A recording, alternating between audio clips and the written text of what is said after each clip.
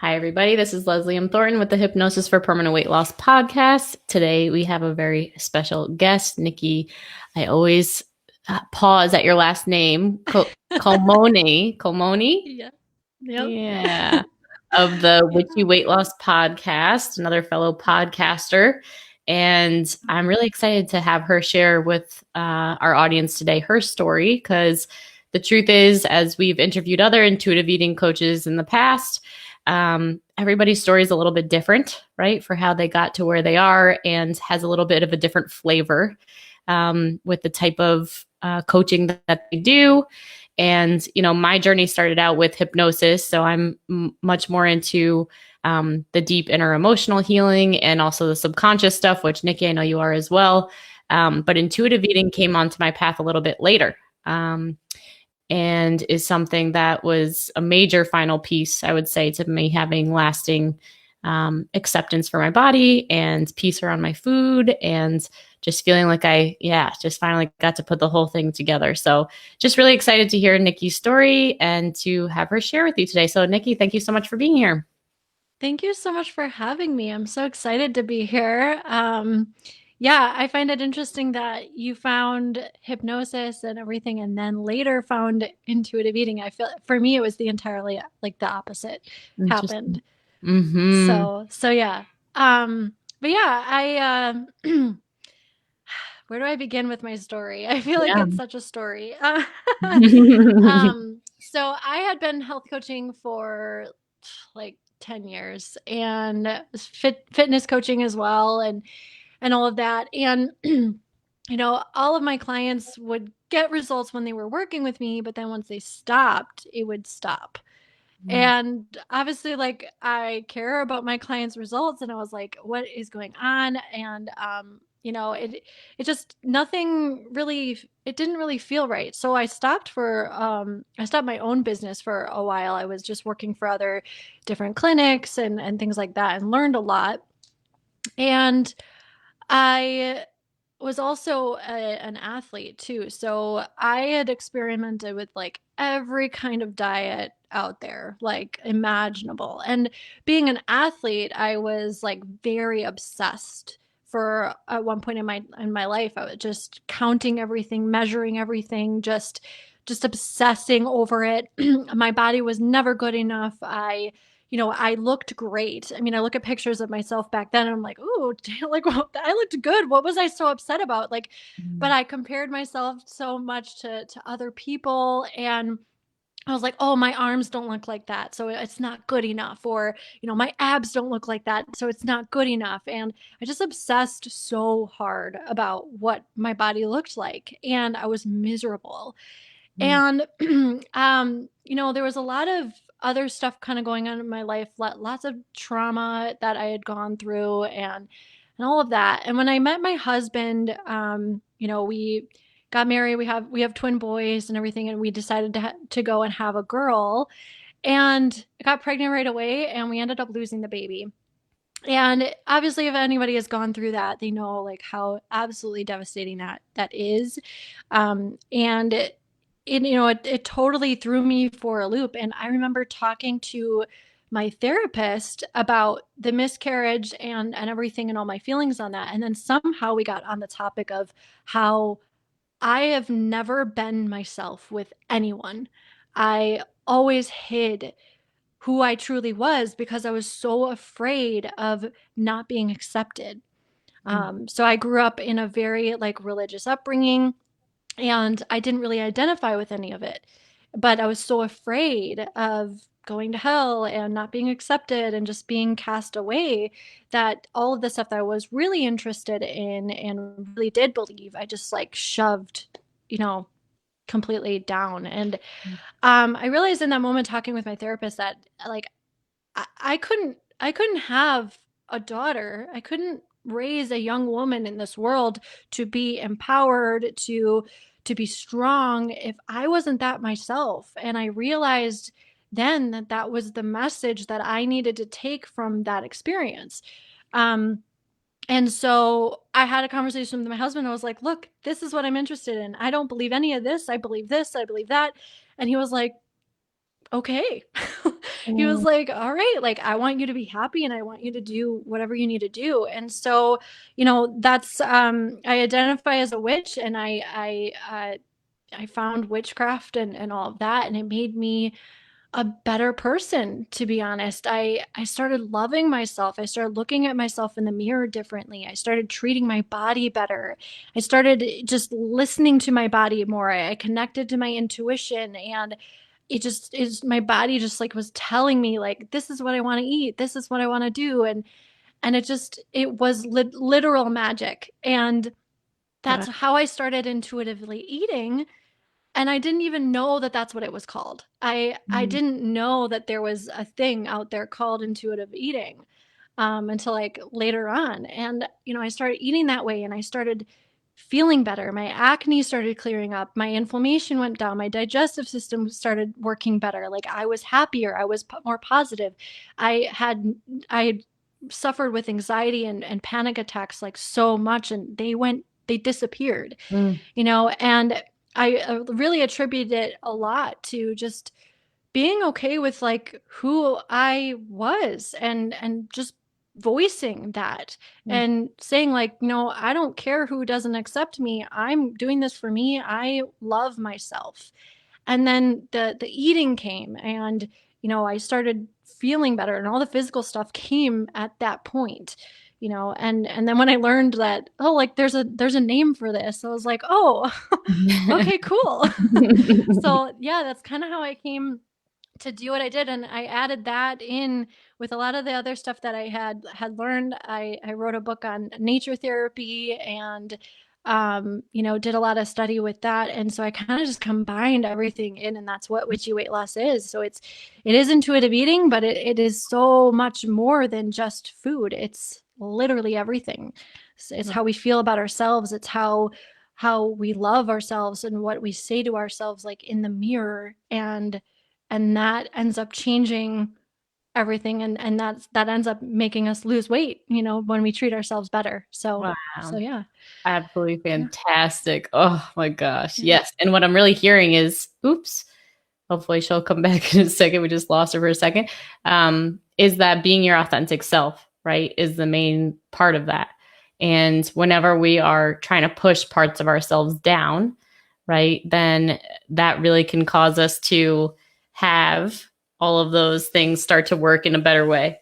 And Nikki, I see you're back on, so let me just see if I can put you back in the screen here. But what I was saying was about how um, that is 100% like being your authentic self is directly correlated, right, with people being happier. So of course on this day my mouse is being fussy, so I have to go over here and then we're gonna fix it right here. Here we go. Awesome. That should work. There I am. I don't know what happened. My Yay. camera just, like, shut And off. then so it's fine. And then we're getting mine back on here. All right, perfect. So yeah. And I'm sure that a lot of people who are listening, when they hear you're saying about being a witch, right? And it doesn't put me in a different way. I am curious about it because I definitely know, different people who associate themselves as that. And, being a neurolinguistic programming practitioner, right, I have actually gone into my body and, you just kind of trust whatever comes up in that subconscious place. And I just had a visual come up at one point of me kind of like living in a cave, but like coming out and like in front of rocks or whatever. And, people come to me to get healed, but I actually got stoned to death, right, in a past life Mm. for kind of putting some of my voodoo, which I consider to be, just healing, right, Yep. ways Yep. to help people with, in positive ways. So it's not totally, foreign to me, but a little bit, So do Yeah. you mind just, telling our audience what is the witch part for you, or what does that look like? Yeah, absolutely. I feel like I could go on for days for about that. But Mhm. what I define as a witch is someone who's highly empowered to love themselves enough to do what they need to do to be happy, to do what's right for them, and that's kind of like my definition of a witch. And it's someone also that's highly intuitive, someone that's willing to grow, that's willing to do the work to grow.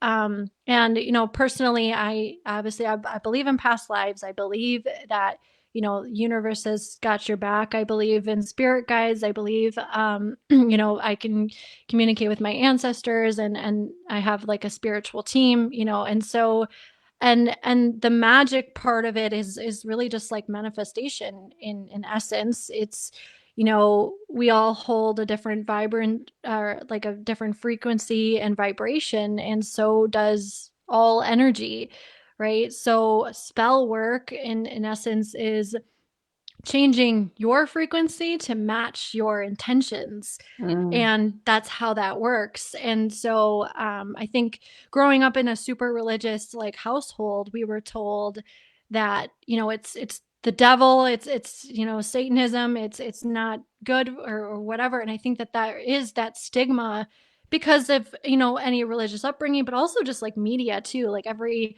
horror movie out there that has Mhm. witches is like it's all portrayed the same way, but witches themselves don't actually believe in any of that either. So um it can't be that if they don't even actually believe that. So Mhm. um so yeah, to me that's kind of what that is, at least that is for me. And yeah.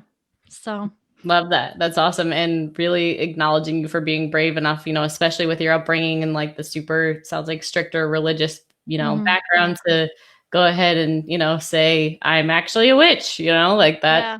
takes Yeah. something. But then, Yeah. it's like the truth will set you free, right? It's like as soon as Oh you start yeah. to say what you actually believe and think and you get that freedom. And I love that your husband was able to support you with that. It's like then all Hmm. of a sudden the health starts getting back on track.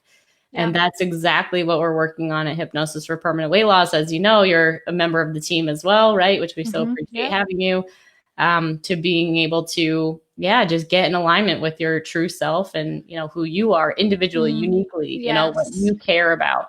Right. Because all the diets, right, it's just so cookie cutter of being like, this is the way and this is the right food Hmm. to eat, Yep. bad, and blah, all of that stuff Yep. that just keeps us stuck forever, right? Yeah.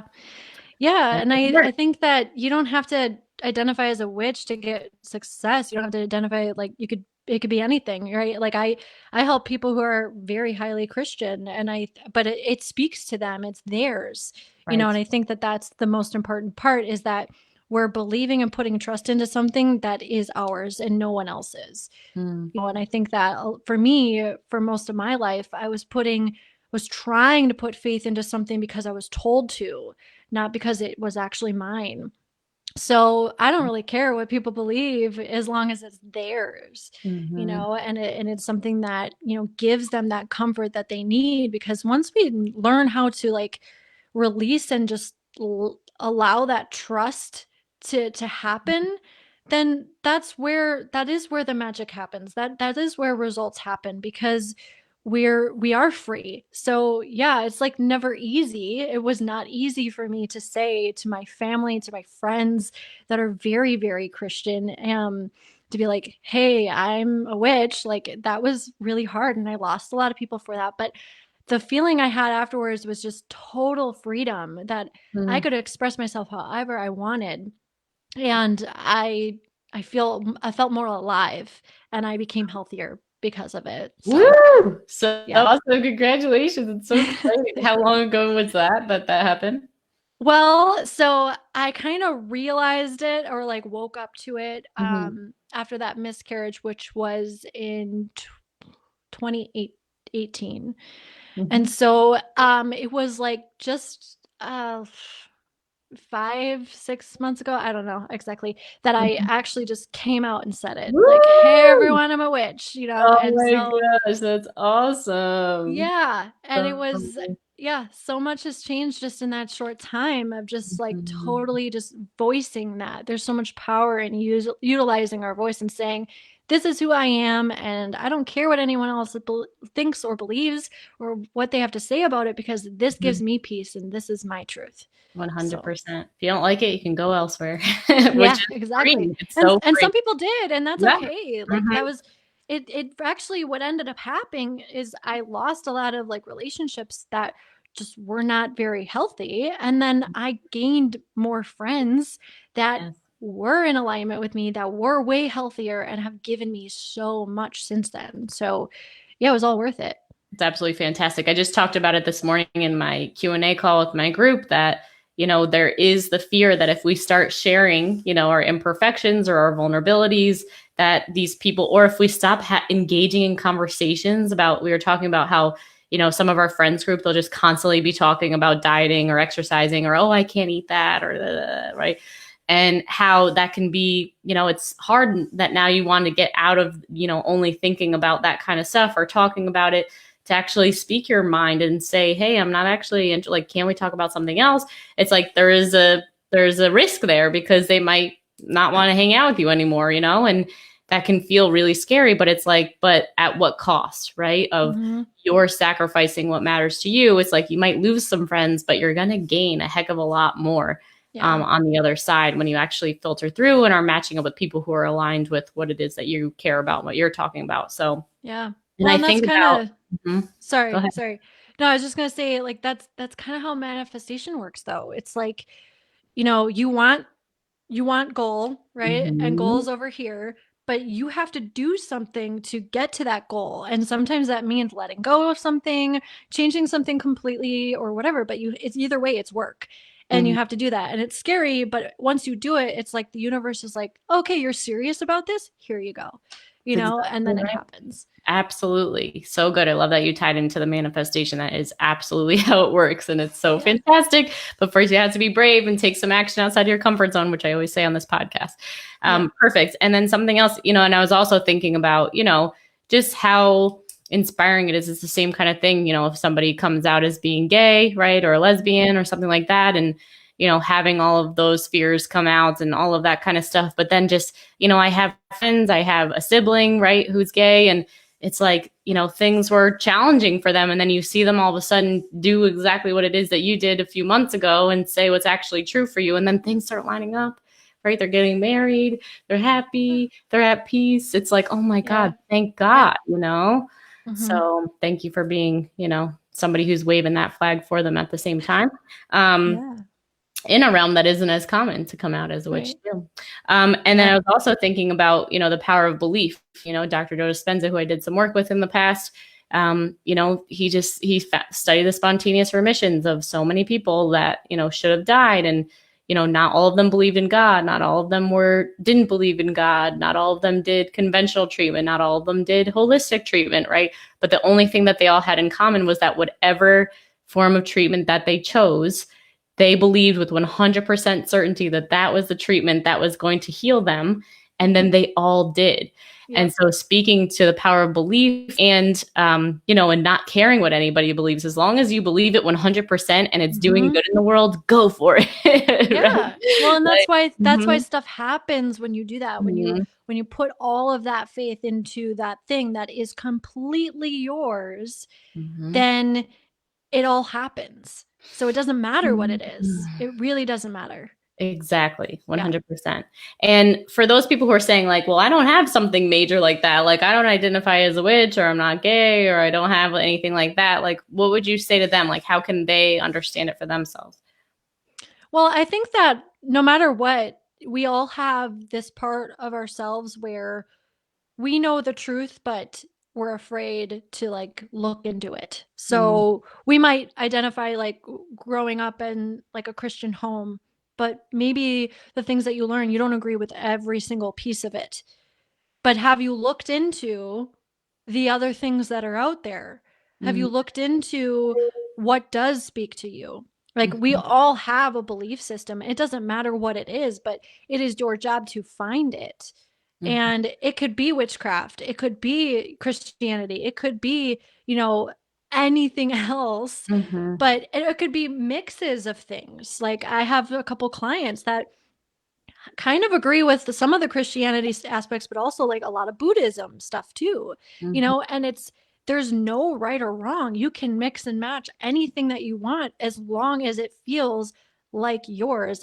But it is your responsibility to find what that is, and it is important to have that, because when we don't have that feeling of like, there's something that has my back, it's insanely hard to release any sort of control. And if we think about emotional eating, stress, and all of that, it's because we're trying so hard to control. When Mhm. I was at the height of like my depression and my hate for what I looked like, I was so hyper focused on like controlling every single aspect of my workouts and my diet and my lifestyle. Everything was regimented and there was just control everywhere. And that's because I didn't know where to relinquish any of that and just Mhm. trust. It's like that trust fall. Like you couldn't do it because you were like, who's back there? I don't know. Yeah. So that, to me, that's probably the most important thing that you can do is just like research, look into it, educate yourself, find whatever it is that speaks to you, and also know that it doesn't ever really end. Mm. That's something that you continuously get to grow on, and then you just get stronger, you get wiser, you get, just better, and Mhm. that is that. I mean, that's one of the very first assignments that I have my clients do because it is so important to success is just that finding whatever it is and being okay with like not knowing at Mhm. first and just looking into things. Wow. Yeah. And I think we both have used the term before of like treating yourself like a science experiment. Just try stuff on and see how it feels. And Yeah, if you like it, then keep it, and if you don't, then let it exactly. go. Absolutely. And I think that is what we're talking about is like having faith in something, right? And Mhm. being able to surrender to something, right? For some Yep. people, Christianity and everything that comes along with that might really resonate with them. And for other people, Buddhism, for other people, none of it, right? Yep. Even, atheism is a belief in and of itself, Yep. so, but where I find that people are, the falling down of, churches and all of that kind of stuff. And I was, born and raised Catholic and, to see, that the Catholic Church is basically falling down, it's left a lot of people without anything to believe in. And I think that's just a major source of people's, pain and suffering. And then that's what we do when we don't have something to surrender to or something that is bigger than ourselves is then we do try to control, Yep. and a place where our minds just go in default mode is about the body, and thinking about, oh, I'm so fat. Oh, this, Mhm. right. And even Yeah. surrendering like the belief about, if I eat this, I'm going to gain weight, or if I eat this, I'm going to, right, X, Y, and Z, fill in the blank. Um, like that trust fall, like you're saying, of just being like, okay, but what if that's not true? Like, what if it's okay? What if your body does have your back, right? And Mhm. you Yeah. will be safe and protected, even if you, face that fear. And every single time, right, that my clients are Mhm. doing that, it's just, Yep. they always reap the benefits. And, it can be a scary place, but that's why you get support and Right. until it Well, and becomes more balanced. I think too, like that belief system is also just a lesson because that is how your diet works too. It is just trusting your body that it knows what it's doing because we're just Mhm. pumped with all this information that like that diet's not doing what it needs to. Like these foods are terrible for you. Don't eat nightshades. Do like eat these, and these. Keto is life. Like all of Mhm. that stuff is like being like bombarded in everyone's brains and it just makes you not trust your own body. Mhm. So when we develop a belief system that's totally ours, we completely surrender and relinquish that control. We learn how to do that like inwardly as well. And that's Mhm. another reason why it's so important. That's another reason why intuitive eating works Mhm. because you don't need anyone to tell you what to eat. You don't need a health coach. Like I Mhm. tell my clients, like you don't need me to tell you what to eat. You already know. Like you Mhm. already have that information. You're just not like accessing it. There's like a disconnect there. So we have Mhm. to like establish that connection and you're good to go. But you Mhm. have to trust that. And if you don't know how to trust anything, then you're going Right. to have a hard time. Absolutely. I just had a client this morning who submitted a question about how, she's been working on eating until she's satisfied at the end of the meals. And then she woke up in the middle of the night and she started eating some of her grandkids' snacks or something like that. And she woke up feeling really guilty. And then she was saying, so I think it might be this, or I'm failing at that. So I think it might be this and might be that. And what I was saying was like, this is what happens, right? Is like, something happens and then that feeling of guilt, right, you can feel it in your body, and then all of a sudden like the mind just starts to take over of analyzing and starting to assess what's happening and this is good and try to figure it out by yourself. But what I was saying there, my coaching was like, that's just going to give you more of the same, right? Like rather than just sitting with like the body of like, how is that emotion feeling, right? It's like, oh, that guiltiness and that sadness and that, disappointment or whatever that is, or fear. All of us we're trying to avoid it and we'll do anything that we can, but it's just, and then a lot of times we'll eat over the top of that negative emotion and then it just keeps going and going. How can we quiet and silence it and actually listen to the body? Right. And the body is so wise. The body knows the answers. And like, you can't feel the body until that mental chatter like quiets down, or at least you're more aware of it. And that's where the hypnosis comes in. That's where all the subconscious, exercises, that's where I'm sure your exercises come in, of just take out the noise, right? Get present, feel the body, and trust, right? Like we're saying that it knows the answers and it knows what it is that you need. And then giving yourself permission to make that choice based on what your body is saying. Sometimes it is saying, have a chocolate chip cookie. And sometimes it's saying, I need to cry, Absolutely. And that's a reason why you can't just focus on food, like, because emotional eating is a real thing. Like, we have these emotions, these very intense emotions, and then we cover it up with food because we don't want to feel them anymore. So if you're just focusing on controlling what you eat, you're still going to have a hard time with emotional eating at times because life is hard. Exactly. Right? Like, and if you're not, putting tools in your tool belt to help you with, the emotions and those really tough moments, like, then no matter what diet or like whatever thing that you are doing for your nutrition, it's going to fall apart. You have to start like within. You have to feel intense emotions. No matter how scary it is, no matter how much you don't want to, you kind of have to face that. And it makes you grow into such an amazing person, but it is work, and you have to be willing to do that work. And, that's ultimately like when a lot of my clients come to me, they're like, I don't know what intuition is. I can't hear that. I can't hear that voice. I don't know how. And it's like, okay, well, don't worry, because I'm going to teach you how to do that. It's going to take time, but you need to do the work. You need to recognize that what you were doing wasn't working because it led you down that same cycle that just kept repeating. But as soon as you face those emotions, you feel into your body, and you just get quiet, like, you start getting real answers. And that happens every single time. Every single time. Absolutely. And that's something that we've lost, now that people aren't quieting themselves down and actually, practicing learning how to listen, then, then it's just noise, and it's just the mind just going 24/7, and it's so loud and distracting and pretty not good.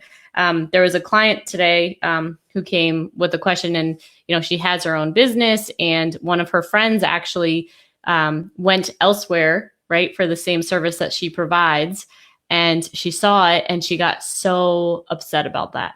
Right. And it caused her to get into this, emotional tailspin. And she was feeling kind of shameful about the fact, she's like, this shouldn't be bothering me, but it is. Right. She's an awesome, educated, amazing woman. But like, and she's like, I haven't been able to talk about it and this kind of stuff. And I'm eating over it and all this. And what I was saying to her was, everybody has an Achilles heel of, something that can just, for one person, having a friend go to another place for the same service you provide has absolutely no effect on them. But for you, it does. And it's not your fault. And the blame and shame and judging yourself for having an emotional reaction to that only keeps you stuck longer. Right. And to not honor like whatever it is that is causing you that. So when you're saying about, having to do the hard work and having to actually look at, what is the thing that's causing me to have that? We can't control our outside forces, right? Diets make us think that we can, but that's the reason they always fail, is because there's always going to be someone bringing cupcakes. We're always going to have a stressful situation happen, right? And so, to go in and just say, there's probably a part of her, she got rejected as a child by a best friend, maybe when she was growing up. And, that just happens to be something that causes her so much pain. And so, to heal that part of ourselves, and number one, being able to share about it, in a safe place and not be judged or whatever. But then also learn that before she starts to judge herself for that reaction, to just like greet it, and be like, oh, honey, I'm so sorry that happened to you. Like, that's so painful, and, getting that, unconditional love and that kind of environment really heals all. And once we're mastering that emotional mastery within yourself, you're able to take a deep breath. You're able to see things, in a larger view. You're practicing compassion for yourself. And then as a result, you become a better parent. You become a better, service provider. You become, because you're just learning how to expand your heart. And yeah. I mean, that's one reason why I work with women, is because we are by nature just givers. We want to give. And so much to the point where we just totally forget to like give back to ourselves at all. Yeah. And, I see that with my clients all the time. They're typically people that just like overgive.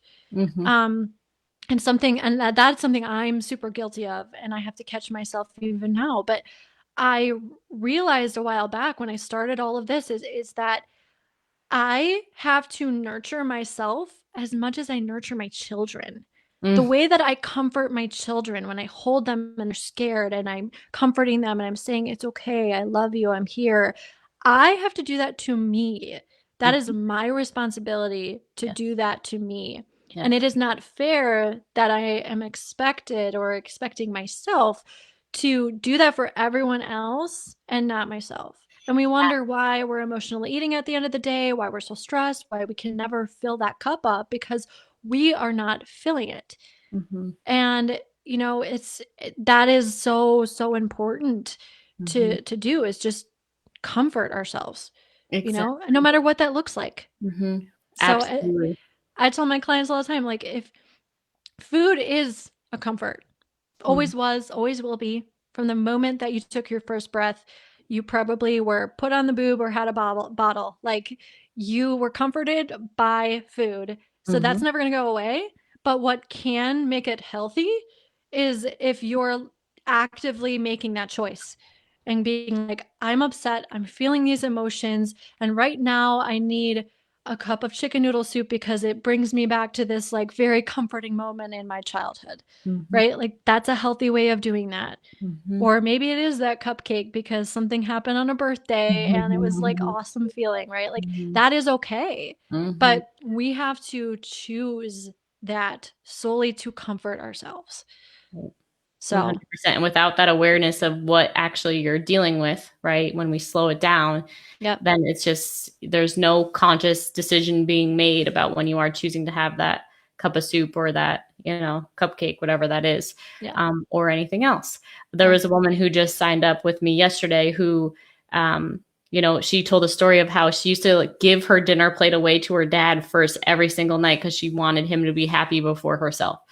Right. And you could see the pattern that she still is that way every day. Like, she's just doing everything at work. Right. And yes, she is happy about it, but she's doing it ultimately from that same pattern. And we got to the source of the fact that she doesn't value herself. Like, she doesn't see herself as being that worthy. So of course, when it came to the time of her making the investment in herself to do the program, she's like, I can't do it.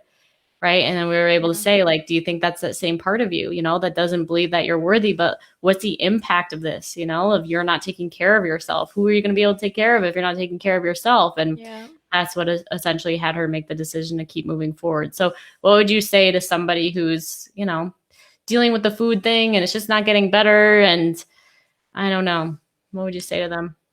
Honestly, like, there really is no sugarcoating it as much as I'd love to, because at some point you have to wake up and realize that what you're doing is not working. And if you want to have a different result, like, you gotta push past that comfort zone and do something vastly different, something that you even might think is totally impossible. I get it all the time. Like, how can I eat what I want and still lose weight? Like, that doesn't even seem possible.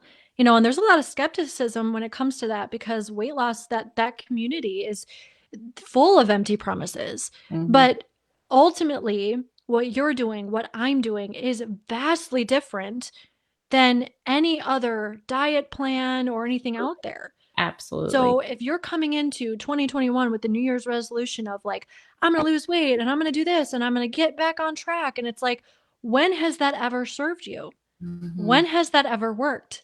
Mm. At the end of 2020, were you in the same place that you were at the end of 2019? Mm-hmm.